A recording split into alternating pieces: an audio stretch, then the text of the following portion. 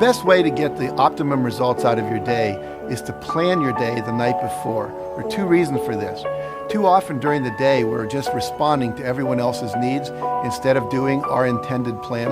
So if you don't have a plan, you're guaranteed not to be doing what you want to do. You'll be responding to other people. The second reason for planning your day the night before is you can rationally decide what you're going to do at what time of the day. Too often people just work from a to-do list. What you want is to schedule exactly what you're going to do at what time. Schedule how long you think it's going to take. And by doing it the night before, here's the payoff. All night long, your unconscious and subconscious mind is going to be working on how to make that happen. It's going to be coming up with creative ideas, pulling information from your past memory into the present so you can utilize it, and literally planning your perfect day. It's like having an employee working for you all night long. If you do it in the morning, you don't get that benefit. And then start to work your plan. Plan your life, work your plan. You're going to be very, very successful. Find something. Find a thing that you genuinely enjoy, because getting good at things you genuinely enjoy is extremely beneficial for young people, because it lets you know that, like, everybody thinks they're a loser. Every young person thinks they're a loser. At least a young person in the situation I was at. Like, I didn't know I wasn't a loser until I started winning, until I started doing martial arts. Martial arts taught me that, like, I could get better at stuff, that I wasn't really a loser. I just was someone who was, like, in a fucked up situation. But you could channel all that energy that you have as a young person into something and get better at it. And then all of a sudden people admired me. I was like, this is crazy. So I went from being someone who was incredibly insecure and basically a failure to someone who was really successful at this one thing that was very dangerous. I fell in love with an essay by Strangest Loop, and it is a list of things that are not doing the thing. So here is a list of things that are not doing the thing. Preparing to do the thing isn't doing the thing. Scheduling time to do the thing isn't doing the thing. Making a to-do list for the thing isn't doing the thing. Telling people you're going to do the thing isn't doing the thing. Messaging friends who may or may not be doing the thing isn't doing the thing. Writing a banger tweet about how you're going to do the thing isn't doing the thing. Hating on yourself for not doing the thing isn't doing the thing. Hating on other people who have done the thing isn't doing the thing. Hating on the obstacles in the way of you doing the thing isn't doing the thing. Fantasizing about all of the adoration you'll receive once you do the thing isn't doing the thing. Reading about how to do the thing isn't doing the thing. Reading about how other people did the thing isn't doing the thing. Reading this essay isn't doing the thing. The only thing that is doing the thing is doing the thing. I would like to know, when you're in that moment failing and you have to keep going, what do you say to yourself? What if? A lot of times I'll be in a 200-mile run or something like that, and I'm all jacked up. Body's broken, mind's broken, spirit's broken. I start to say, what if I can pull this off? When I first walked into the Navy SEAL recruiter's office, he looked at me and said, there's only been 35 African Americans in 70 years make it through. You know what I said to myself? What if I can be the 36th? It's the what if I can pull off a fucking miracle.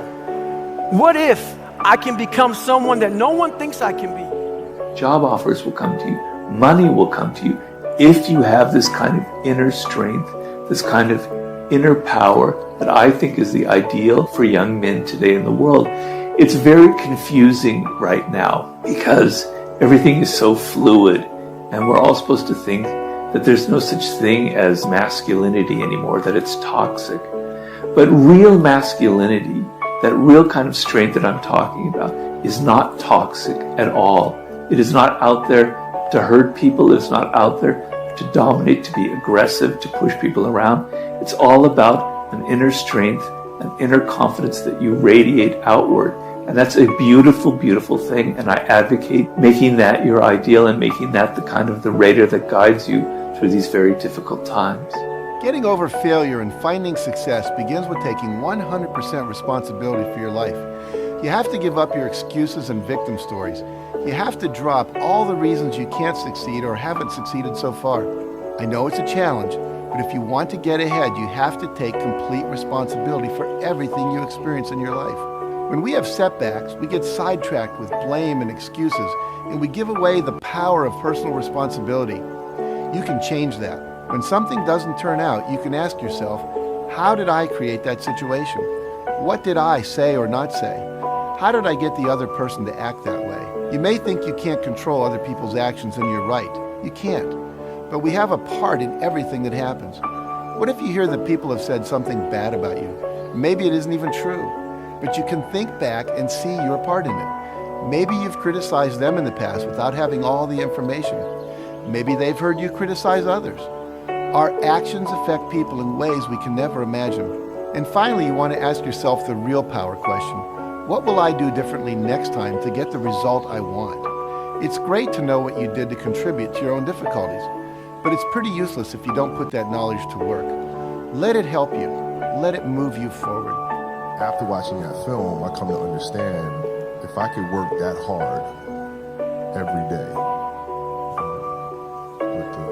being blessed with the physical tools that I have, what would my career be? And I made a promise to myself from that day that I was going to work that hard every single day so that when I do retire, I have no regrets. And that was the most important thing for me, is to leave no stone unturned, get better every single day.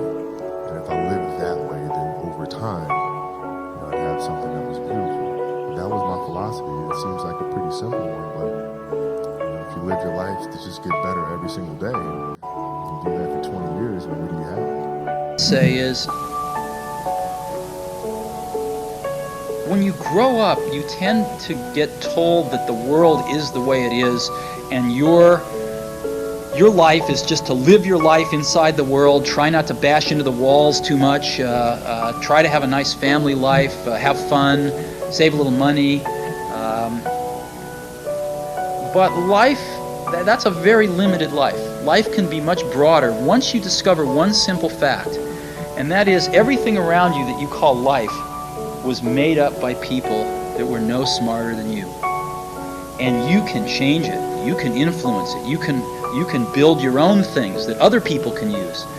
And the minute that you understand that you can poke life and actually something will, if you push in, something will pop out the other side, that you can change it, you can mold it. That's maybe the most important thing, is to shake off this erroneous notion that life is there and you're just going to live in it, versus embrace it, change it, improve it, make your mark upon it. I think that's very important. And however you learn that, once you learn it, you'll want to change life and make it better, because it's kind of messed up in a lot of ways. Once you learn that, you'll never be the same again.